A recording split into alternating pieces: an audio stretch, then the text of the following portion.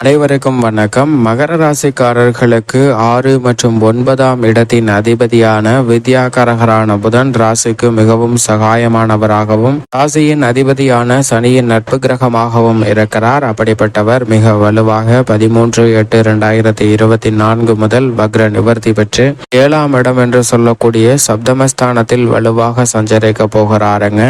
7இல் வக்ர நிவர்த்தி பெறுவது நிச்சயமாக மகர ராசிக்காரர்களை பொறுத்தவரைக்கும் எதிர்பாராத நல்ல வாய்ப்புகள் உங்களுக்கு உண்டு என்று சொல்லக்கூடிய வகையில் பல அதிரடியான சிறப்பான நல்ல முன்னேற்ற வாய்ப்புகள் நிறைந்து பெறுவதற்கான யோகம் உண்டு என்பதை திட்டவட்டமாக உறுதிப்படுத்துகிறாருங்க வித்யாகாரகரான புதன். பொதுவாகவே வித்யாகாரகரான புதனை பொறுத்த வரைக்கும் 2, 4, 5, 7, 9 மற்றும் 11 ஆகிய இடங்களில் நல்ல பலன்களை நிறைந்து கொடுப்பாருங்க. அதில் ஒரு இடமான எதிர்பார்ப்புகளை பூர்த்தி செய்யக்கூடிய 7ஆம் இடத்தில் வித்யாகாரகரான புதன் வக்ரம் பெற்று சஞ்சரிப்பது அவ்வளவு சிறப்பான அமைப்பு இல்லை. தற்போது அவர் 13/8 முதல் வக்ர நிவர்த்தி பெற்று பலம் பெறுவதால் எதிர்பாராத பல நன்மைகள் நிச்சயமாக உண்டுங்க. அதிலும் ஜென்ம ராசியை வித்யாகாரகரான புதன் வலுவாக பார்க்கிறார். எனவே பல்வேறு வகையில உணர்ச்சி வசப்பட்டு தவறான முடிவுகள் எடுத்தோம் கவர்த்தோம் என்று செயல்பட்ட சூழ்நிலைகள் ஏற்பட்ட பிரச்சனைகள் போன்ற அனைத்தையுமே சரி செய்வதற்கான நல்ல வாய்ப்புகளை வித்யாகாரகரான புதன் நிச்சயமாக மகர ராசிக்காரர்களுக்கு வாரி வழங்குகிறார். இந்த தருணம் முழுவதுமே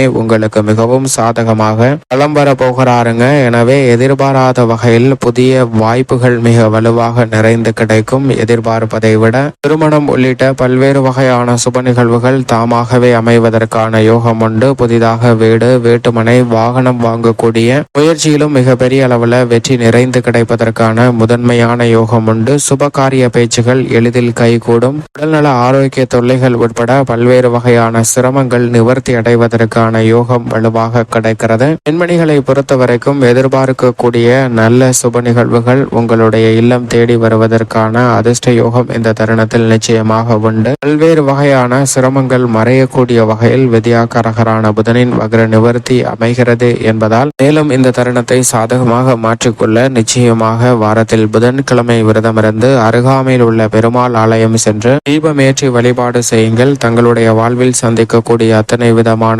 தடைகளையும் விலக்கி சிறப்பான முன்னேற்றமும் வளர்ச்சியும் நிறைந்து கிடைப்பதற்கான முதன்மையான அதிர்ஷ்ட யோகம் கிடைக்கும் என்பதில் சந்தேகமே இல்லை. மகர ராசிக்காரர்களுக்கு